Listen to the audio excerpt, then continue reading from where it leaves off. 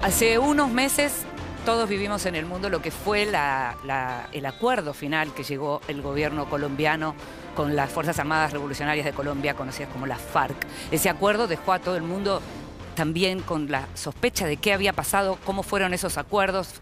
Recordemos que había habido también un referéndum en donde la mayoría de la gente había dicho que no a ese acuerdo, se cambió ese acuerdo. Viene el momento político, viene el cambio político y viene un momento político también para la FARC. Vemos un informe y después lo analizamos.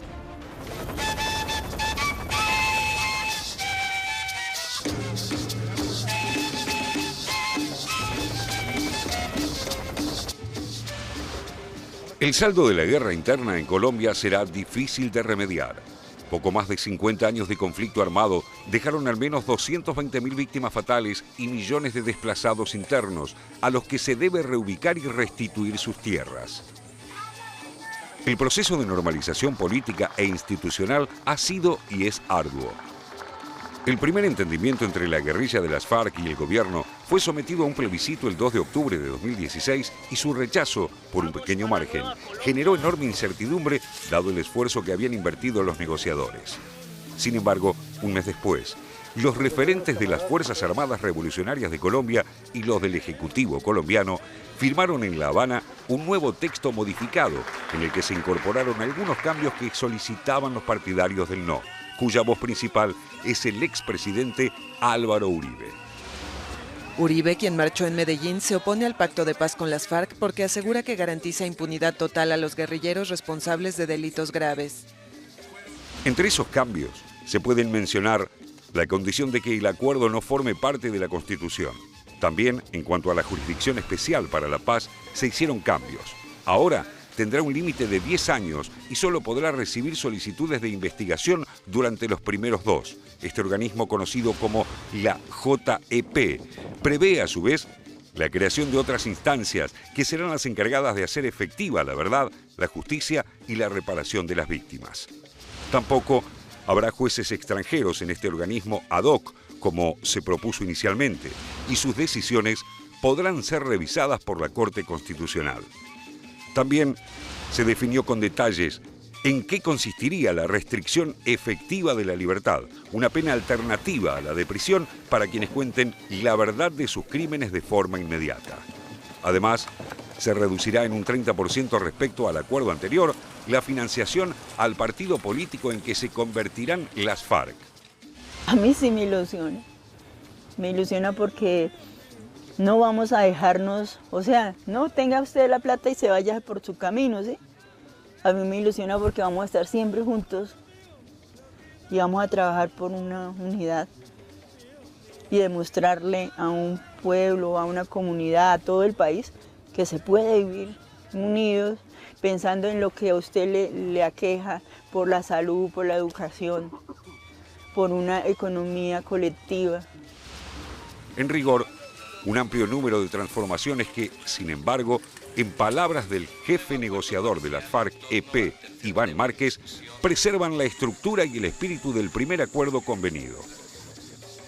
Estamos dando pasos en firme para darle una culminación feliz a este proceso. Todos los colombianos queremos paz, queremos la reconciliación.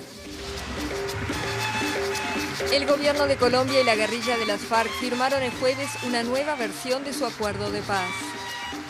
Fue suscrito por el presidente Juan Manuel Santos y el máximo líder de las FARC, Timo León Jiménez, el 24 de noviembre de 2016. Con este acuerdo no se deponen posiciones ideológicas, políticas o de conciencia. Solo ponemos fin de manera definitiva a la guerra para confrontar civilizadamente las contradicciones.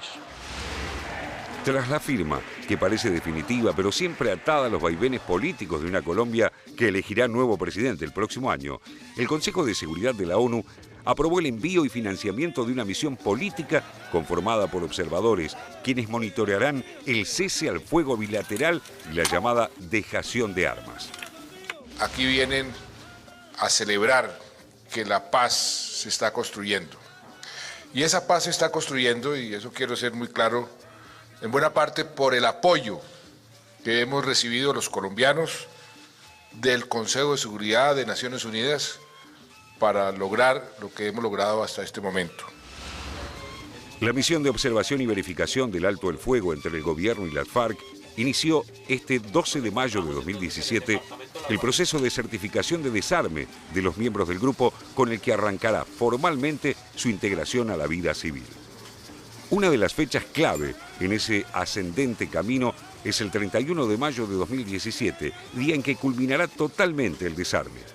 A 16 días de que se cumpla ese plazo, la ONU reveló que ya cuenta con 41 contenedores y 52 cajas metálicas en los campamentos donde se concentra la guerrilla para almacenar las armas.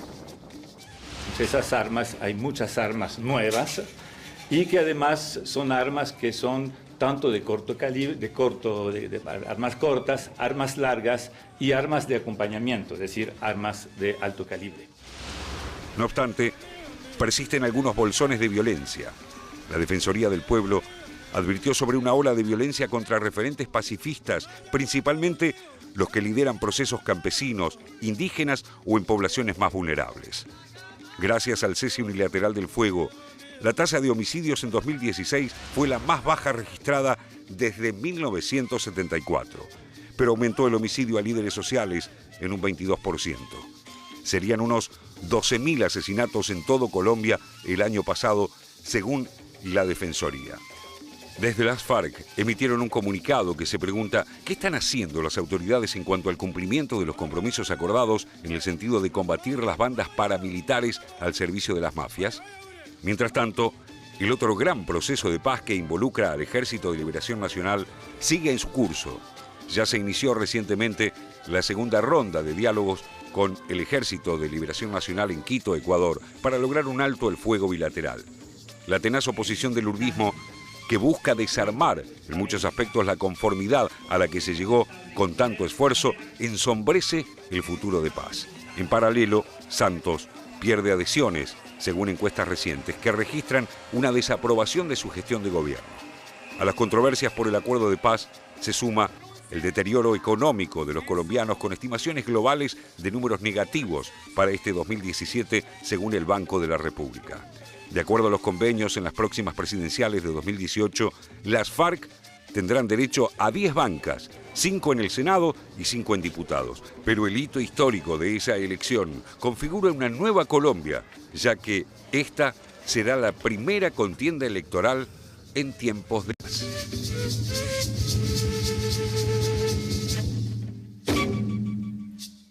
¿Cuánta expectativa van a generar esas, y ya generan esas elecciones? Y cuánta expectativa e inquietud también genera la situación, la actuación política, esta vez ya en el Parlamento, por parte de las FARC, ¿no? Sí, eso genera, por un lado, un rechazo importante de un sector de la población que no entiende que se le dé bancas a la insurgencia o a la guerrilla, y por el otro lado, el desafío también de que el sistema político colombiano acepte la participación política de la izquierda de la FARC en paz, sin hacer una masacre como hubo en su momento con la Unión Patriótica, digamos. Ahora, y también el desafío de integrarlos al Estado. El Estado colombiano es un Estado con muchos problemas, muy débil, que le ha prometido una serie de cosas como parte de los acuerdos de paz, que hay muchas dificultades en conseguir: capacitación, reemplazo de cultivos, infraestructura para que una cantidad de personas que hasta el momento solo habían conocido la lucha armada se puedan integrar a la vida normal, digamos, de la sociedad civil. Y uno piensa en las otras experiencias digamos, de posconflicto que hay en América Latina, son Guatemala y El Salvador.